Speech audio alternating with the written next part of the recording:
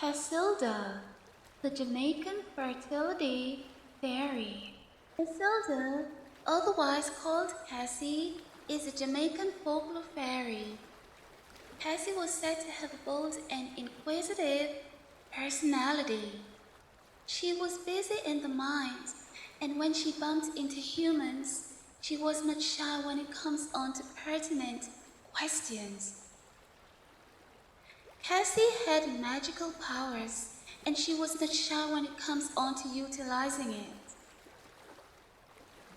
One day, centuries ago, Casilda was buzzing around some lush trees at a place known as Pembroke Hall when she overheard a woman bemoaning to a friend that she and her husband been trying for years to have a child, but to no avail.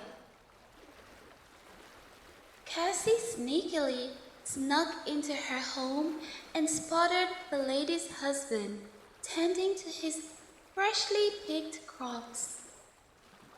She swiftly pointed her magic wand at him and repeated these words: "Man to wife, waters flow, hatch an egg, baby grow."